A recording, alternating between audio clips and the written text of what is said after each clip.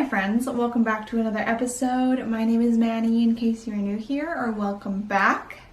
Welcome to Over Easy episode 2. It's officially episode 2. We're getting into the roll of things. And I'm very excited because I honestly loved filming last week's episode, and I released the trailer recently and I've had a lot of positive feedback, so I'm very excited and just really excited about Over Easy in general. So I'm very excited to film episode 2 today because I think it'll be kind of a fun episode. Let's get into it. As we do with every single episode, we're going to start with our rose, bud, and thorn. Okay, so today's rose. Well, okay, I actually just wanted to mention really quickly that I'm drinking a smoothie today. I made a smoothie for lunch. I pretty much make one every day almost, actually. And today's is especially good. It's a mix of spinach, half a frozen banana, some frozen strawberries, frozen mango, and almond milk. So very delicious. You know, I'm getting into my chef days, really good at cooking. Totally. Anyways, for my rosebud and thorn today, I need to think about this, to be honest. I never prepare, and now I always feel like I'm left with an awkward pause. But I have to think about it because I don't know, I have to reflect on what life has been like recently. I would actually say for sure my rose is that it is July and I'm starting to make plans to see my friends again, which is pretty exciting. I have spoken about this a lot, but I just haven't really seen my friends very often in the last year or so, just because I'm not very good at online interaction and keeping up with them, and then also I was a little just more on the cautious side with COVID and everything, so starting to see friends again because COVID cases are really low in British Columbia, and I'm really excited but also kind of anxious for it. I just think it's a really big jump starting from not seeing friends at all to seeing them a lot, I guess. But yeah, I think that's pretty exciting. My thorn is that, oh, I know what it is today. My thorn, actually, on Wednesday, today's Friday, on Wednesday I did my course registration for 4th year. So basically with UBC, they have a certain set of days that each year can register. So for example, the 4th years get to go first because they need their courses to graduate and all that. So it goes grad students, then 4th year, then 1st year, then 2nd year, and then 3rd year.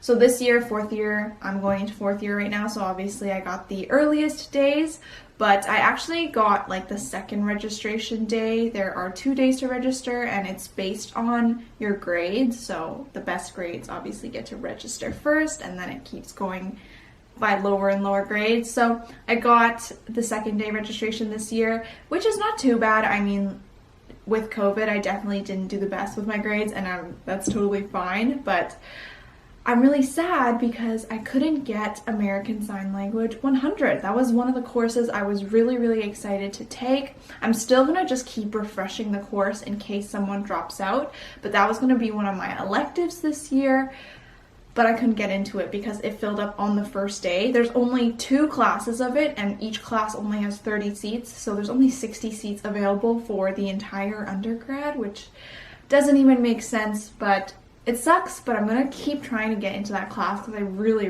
want to take it. Instead, I signed up for family studies right now, which also piqued my interest. It is on my list of electives that I want to take, but I just really want to take American Sign Language a little bit more. And my bud for this week. What is my bud? What am I looking forward to?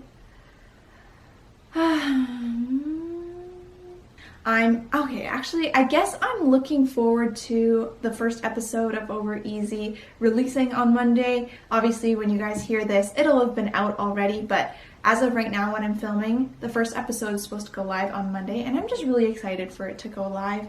I thought it was a pretty good episode, and I'm really happy with all the feedback that I've received so far about me starting a podcast, so that's probably what I'm most excited for. Honestly, I feel like this summer has just been so chill. I'm just living life, and it doesn't feel like I'm running on a treadmill chasing goals like I am during the school year. it's just a time where it's okay to be stagnant, and that's constantly been my motto this year, and I've been trying to tell myself that it's okay to not always be productive, not always be moving forward. It's just something I've been trying to learn because I feel like that's something that I'm not good at. So I'm kind of just really taking that in right now, you know? So those are my rose buds and thorns for today. We're gonna get into the bulk of the episode, which I'm pretty excited for. This week we're keeping it a little more lighthearted, and I'm gonna be talking about my most embarrassing stories of my life. I'm gonna preface this episode by saying that I'm not someone with a super exciting life. I feel like most notably right now, I remember that Emma Chamberlain has a video talking about her childhood stories and stuff like that. And some of the stories are really just, you really can't imagine them happening in real life. You know, it sounds so crazy, but obviously it is real. I would assume so. I don't have stories like that. My life is not that exciting. I feel like my life is kind of just average, but that's also why I think it's important to share these stories, because it's important to realize that, like, not everyone has a super glamorous or 24/7 exciting life like that, you know? So I have 3 main stories that I want to share today. So let's get started with the first one. Okay, so this first one takes place in grade 10 when I was in high school. The year prior, so when I was in grade 9, our school had a new teacher come. We have several new teachers come every year, but one of them in particular, that one was my social studies teacher for grade 10. And basically, he kind of keeps up an act, basically, where he's just very serious all the time. I feel like at my high school, a lot of the teachers were very casual, and I had a really friendly relationship with a lot of my teachers. So this teacher, he was just a little more different because he would talk about, he was just very serious all the time. It kind of felt like he was putting up an act and just making sure that there was a very clear boundary of, like, this is teacher me and this is personal life me, like in the teacher's perspective, I mean. So that kind of piqued my interest when I was in grade 10. I was kind of like, I've never had a teacher like this before, and this is kind of odd, and he's my social studies teacher for this year. A couple things happened with him that year in terms of me and my embarrassing stories. So obviously, me being the curious grade 10 that I was, I had a bunch of my close friends in that social studies class as well, and we were just kind of messing around, like just trolling. We were very not great students. We did very well in the class, which is why I think it was fine for us to mess around like that, but we were definitely very just did not take class that seriously. So outside of school, I can't even remember when we exactly did this, but we Googled that teacher. We Googled our social studies teacher because we were like, who is this man? He seems so elusive. He's told us his university that he went to before, but that's pretty much it about his personal life. We aren't allowed to ask anything else about him. He won't answer anything. So we Googled him. And what came up was his university team. He was on the lacrosse team. So what came up was his university lacrosse profile, basically. I think it had his, I don't even remember what was on the page. It just had where he was from, who he was, stuff like that. But to me and to all my friends in the class, we were obviously so excited about it. We were like, haha, we totally found something about you now, mister. You know? And we didn't bring it up to him because obviously why would we do that? Until one day, a very fateful day that I regret and still think about to this day, honestly. So this particular social studies teacher, he does attendance every day, and while he does attendance, he spends some time asking the student how they're doing in front of the whole class. It's not like it's private, it's like in front of the whole class.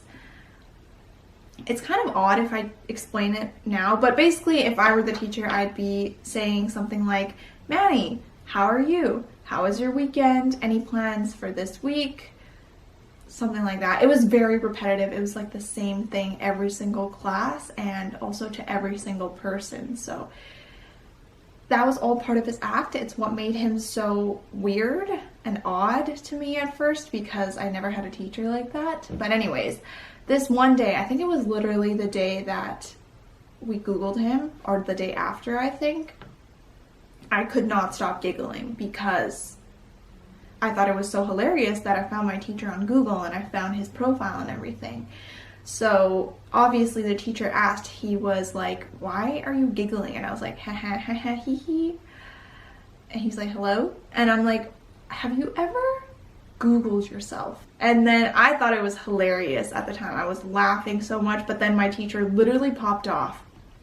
He was like, I don't even remember what he said. Okay, this is so bad because my memory is so bad. But I just remember he popped off. He was like, "Do not Google your teachers. That is not appropriate." It was very serious. It wasn't like it was a joke anymore. It was quite serious. And then I immediately was like, "Oh, sorry, haha." So to this day, I still think about that moment. It was really not a good time. As we were leaving class that day, I was the last student to leave with one of my friends. The teacher asked and was like, "Oh, what did you mean about the Googling stuff?" He was being genuine this time, I could tell. And I was like, "Oh, well, we just kind of found your old lacrosse profile from your university." And he was like, "Oh." And then I think he said something about not Googling him in the future and stuff like that, which makes sense. And then I remember a couple weeks later, at the end of grade 10, I Googled again. Not a good idea, don't do it. The profile was gone, so I assume he asked someone to take it down or something like that because it was gone the next time I searched it up. That moment is not the best. I honestly don't know what was going through my head at that time when I revealed to my teacher that I Googled him and found his personal information. Don't do it. If you watched my last episode, you would have known that I was a teacher's pet in high school. I'm actually still we have a friendly relationship, the teacher and I, to this day. Even when I go and visit my high school now as an alum, we still have good conversations and we check in with each other and all that. So, you know, the embarrassing story does not end there with that teacher. I don't know why it was this teacher in particular that I always had these embarrassing stories with, but something else occurred later that year. This one's not as big of a deal. This one's a really fast story, but I thought it was really embarrassing. Basically, the way that our tables were set up in this social studies class, it was kind of like two horseshoes within each other. So there was an inner circle that was closer to the front of the classroom, which is where me and all my friends sat because we were tryhards, but we also messed around in class a lot. And then there was like the outer horseshoe. So if you were sitting in the front row, there were students behind you, basically, is what I'm trying to get across. So I remember there was just some free time to work on our project or whatever we were doing at the time, and I was being a good student, working on my stuff. And I love to stretch in class. I feel like that's kind of odd to say, but sometimes you're just typing on the computer for too long and you need to stretch. So that's what I did. If you can imagine, I'm sitting in my chair at school now. I basically just bring my arms around, stretch up, and stretch my arms. But what happened was my teacher was helping the student behind me. And he was basically standing in the space between the two desks. So basically, if you can imagine, it was like my desk, and then I was sitting behind my desk, and then there was my teacher behind me, and then the student behind me at the outer layer of the horseshoe. But obviously, I didn't know that he was right behind me because I might have been listening to music, or I was just focused on my work and I just wanted to stretch. So I go and stretch my arms, and then I kind of rub his upper leg / butt, kind of, because he was kind of standing and then bent over to write stuff on the desk for the student behind me, I think. So I did that. Very odd. The reaction was not bad. Thankfully, I didn't get in trouble, obviously, because I think he could tell it was an accident, but it was just very awkward, and I was so mortified because for me, I always replay these embarrassing situations over and over again in my head, so it just kept replaying, and to this day it still replays in my head. Those two situations in my social studies class from grade 10, vivid memories to this day that I cannot forget for the life of me. So, yep, very interesting. that's kind of the first story. I know it's kind of lighthearted, very embarrassing, definitely things that you still think about, and like at the end of the day you would think about in your shower. You're like, oh my god, I can't believe I did that today. For me, it's 5 years later and I'm still thinking about them. Okay, let's move on to the second story. So the second story I think is actually quite relatable to a lot of my uterus-bearing people out there. It's about menstruation. So I was quite a late bloomer. This is definitely not needed in the story, but I just wanted to explain. I was a late bloomer in terms of puberty and stuff like that. I didn't get my period until probably grade 8. Halfway through grade 8, I got it during winter break. I still remember that because I was at home. It was during the holiday and I just went to the bathroom and I was like, oh my gosh, why am I dying? Why is there blood all over my underwear? Called my mom. I was like, Mom, I'm dying. I'm bleeding all over my underwear. Is this my period? And she was like, yep, that is. It definitely is now. Because before grade 8, all throughout grade 7 and grade 8, I would say I was quite paranoid about getting my period. If I had like one little red dot or little red ink smear from the washing machine, I'd be like, is that my period? My mom was like, no, of course not. Because I didn't know what it was like at the time. She didn't really explain to me. She just said it was red and it was all over your underwear. And I was like, this red dot, this red ink dot must be my period. But it wasn't. Anyways, that's kind of my backstory with my period. Definitely TMI, definitely did not need to share it, but I hope you enjoyed. So this one night, I don't remember what grade I was in, but it was in high school for sure. I was eating dinner, having family dinner with one of my family friends' family as well. And I was on my period that day. And I think it was fine. To me, I remember I put on a pad, I think a couple hours before I went to the restaurant or something like that. So I was like, I'm set to go, nothing's gonna happen, wearing a pad. I also wore black jeans. So I said, if anything happens, it's not gonna show up on my pants because my pants are black, thank goodness. And I was sitting, we had Chinese dinner at some restaurant and it was very, just, you know, how family dinners are. We just ate food and stuff like that. And I never really thought anything of my period the entire night. I didn't have to go to the bathroom or anything. And to me, my pad was on securely, so it was totally fine. This is foreshadowing the future story. But eventually I have to go to the bathroom during the dinner. And I stand up, and the restaurant that we were at had cushions on the chairs. And the cushions were white, so you can imagine what happened. But basically I stood up, and lo and behold, on the cushion that I was sitting on, there is literally a huge red stain on the cushion. And I'm not even joking, it was probably the size of my hand. It was so big. And I only remember this because I knew that it was not brush offable. It wasn't like, oh, that was from the last person, or like I cut my finger and it bled onto the cushion or something like that. It was so noticeable. I was mortified. My mom was sitting right next to me and I was like, oh my god, Mom, please look at this. And it was so gross. We eventually took one of the tablecloths and like put it on the cushion just to cover it while I was in the bathroom. And when I got to the bathroom, I take my underwear off and I realized that my pad had been crooked oh so slightly, and then my period just bled through my underwear and through my pants onto the cushion. That was a terrible experience for me. It was mortifying. I also didn't have a pad with me, which was the other problem, and that is a lesson that I've learned now. Always bring a pad with you or a tampon or whatever you need when you're on your period, because you never know what might happen. So I didn't have a pad with me. So I tried to kind of clean up my underwear as best as I could while I was in the bathroom, but honestly I couldn't do much else. So I just went back outside and sat down at my seat.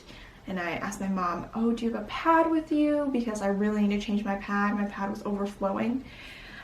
And she didn't have one because she wasn't on her period.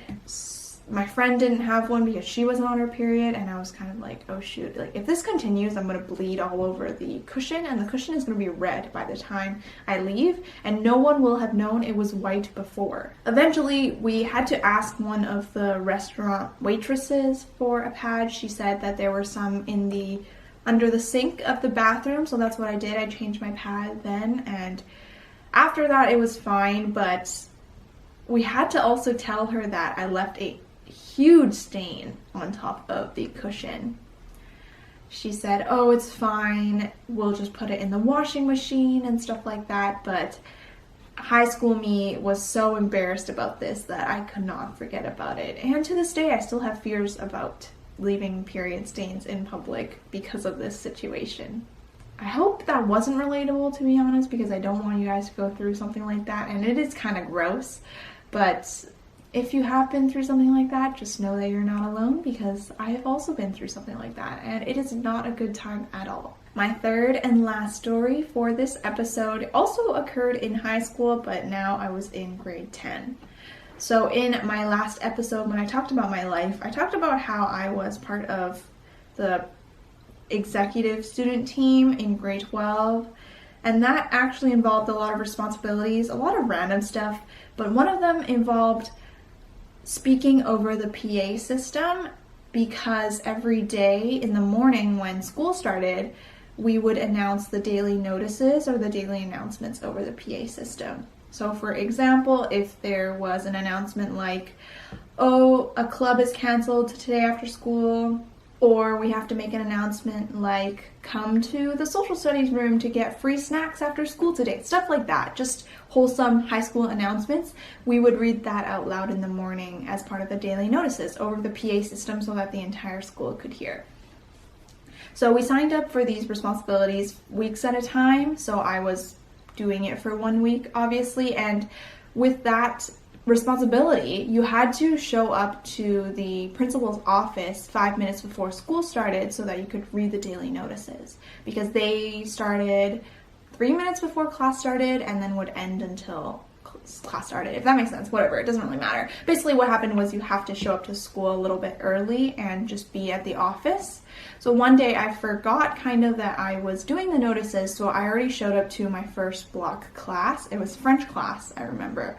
And at 8:19 or 8:20, we start school at 8:20, my French teacher said, oh, Manny, you have to do the daily notices today. The front desk lady just emailed me. And then I was like, oh shoot, you're right. And I ran to the principal's office. For me, I am a person that really cannot deal with being late or being behind schedule. It makes me really anxious to this day. So if I ever get something that's out of the blue on my schedule, or just I get notified that I'm going to be late for something, I get really, really anxious, and I try to basically do it as quick as I can. And obviously, in the grand scheme of things, with this high school daily notices thing, if I was late doing the notices by like 2 minutes, it wouldn't have mattered. But to me, when I was in grade 12, I thought, oh shoot, I'm late. I could not get over it, and I thought that being late was the worst thing in the world. So obviously I ran to the principal's office, and that involved going up a flight of stairs and stuff like that. And because I wasn't the fittest in grade 12, I was kind of panting by the time I got to the principal's office. I was so nervous. I was like, okay, I'm ready to do the daily notices. And the front desk, I can't talk. And the front desk lady was like, are you sure? Like, you can just take a few minutes to breathe for a few seconds before you start. You don't have to. And I was like, nope, I can do it.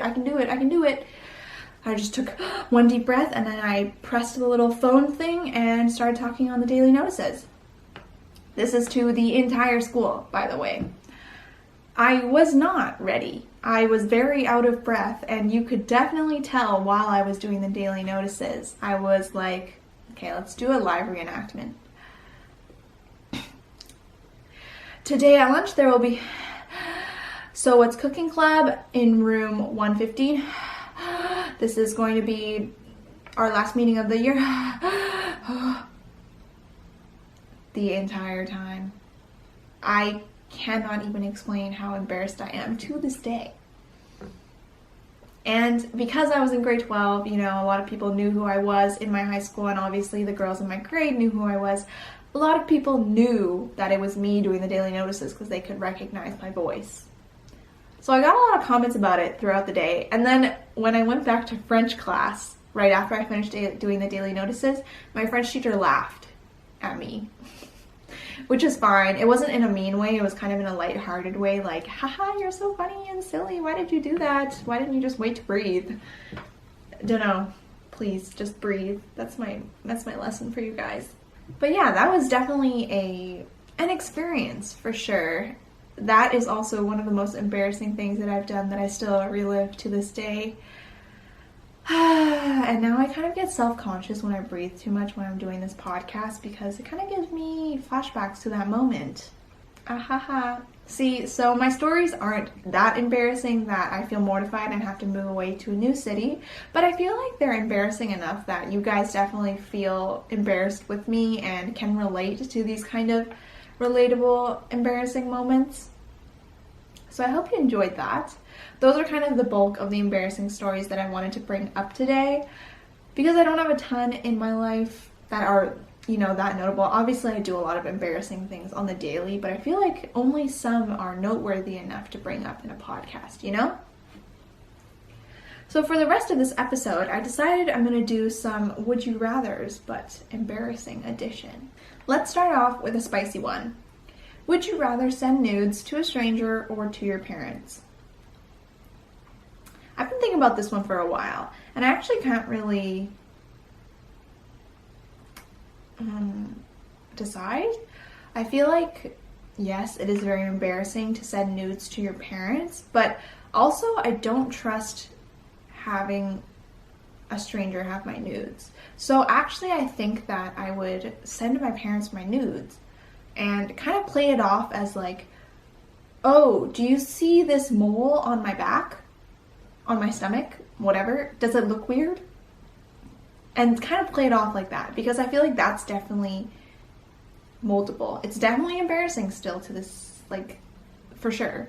But I think that's, like, doable. Because also, they're your parents, right? They've seen you grow up since you were a literal fetus. There's no way they didn't see you naked. They had to bathe you somehow, so that's definitely, I will probably send them to my parents. Mind you, I've never taken nudes and never plan to in my entire life, but yeah, that's my plan. Okay, the second one. Would you rather date someone with no emotions or a compulsive liar?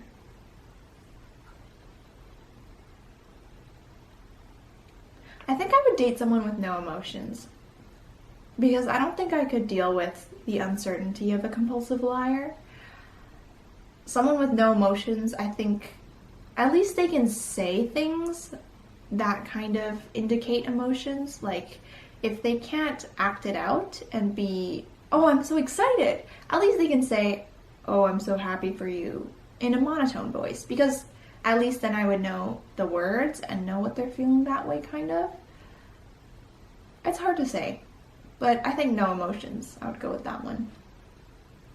Would you rather have your coworker walk in on you on the toilet or have your coworker walk in on you while you are complaining about them? I would rather have my coworker walk in on me while I'm in the bathroom. I think that's kind of normal. I mean, I feel like we've all done that at least once in our life, walked in on someone by accident. So in that case, they would just be like, whoop, sorry. And that ends it right there. And then you guys don't really talk about it for the rest of your life. It's kind of something you guys share and that happened between the two of you. But that's not really something that you would tell someone else. So it's not really something that'll spread. But if you are talking about your coworker, and more specifically, like the question asks, you are complaining about them, and then your coworker walks in on you, you can never recover from that. You're going to have to find a new job.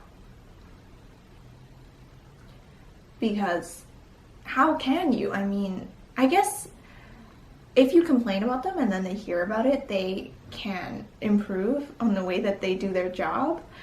But I don't think it ruins all potential amicable relationships, friendly relationships that could have sprouted in that. So definitely having my coworker walk in on me while I'm in the bathroom is the move to go with. I had to keep most of these questions clean because, my mom watches my YouTube videos and stuff like that, and adults that I know that might watch this, just kind of keep it a little more PG-13 right now, so.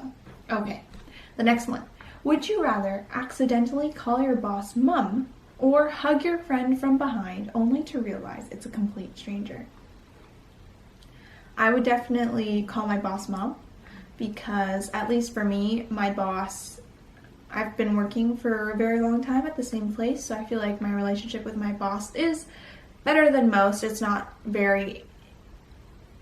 totally distant, if that makes sense. We can be informal and we talk about our personal lives and stuff like that, so I feel like that's not totally out of the blue. Whereas if you hug someone from behind, that's really weird and very strange. Would you rather get caught practicing how to twerk or get caught talking to yourself in the mirror? The thing is that I make YouTube videos, so talking to yourself in front of a mirror or in front of a camera is not the weirdest thing in the world, so I'm gonna go with that one.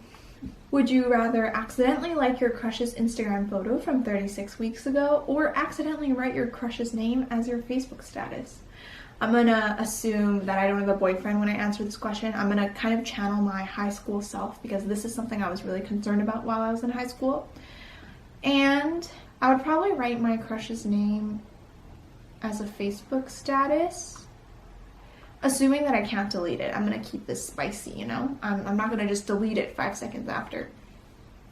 And when people comment on it, and if anyone asks, I'm gonna be like, oh, I didn't even know I posted that. I meant to search him up on Facebook Messenger to send him a message. That's played off pretty well, I'm pretty sure. I'm pretty high tech with my brain with these kind of situations, so I'm pretty proud of that one. Would you rather wave at someone who is actually waving to the person behind you or say love you to the waiter instead of thank you? So I think everyone has experienced the first one at least once in your life, and you would know that it is something you cannot recover from. Very, very, very embarrassing. I would probably go with the second one, to be honest. Yeah, I mean, waiters deserve more love. I think tips aren't enough. They need to be showered with verbal affection as well, so definitely going with the second option. Okay, and the last one. Would you rather poop yourself on the bus home or be sick all over a random person on the train? I think the first one, just because I feel bad if I get sick all over someone, that they have to be part of the situation as well. Because now it's not just me dirty, I've gotten the other person really gross and dirty as well. The first one you can kind of recover because you get off at the latest stop and hopefully it's at a mall and then you can go to the bathroom really quickly. But the second one, at least in my experience on a train, is that you're always there for at least a couple hours, or trains are kind of for longer destinations, and I could not bear sitting next to someone covered in vomit for a couple hours. That is disgusting. So I think the first option is going to be my choice, you know? I hope you enjoyed this episode of Over Easy. It was definitely a little more lighthearted and fun. I hope you're enjoying the podcast in general. Thank you so much for watching. I will see you in the next episode. Bye. And I was like, yo.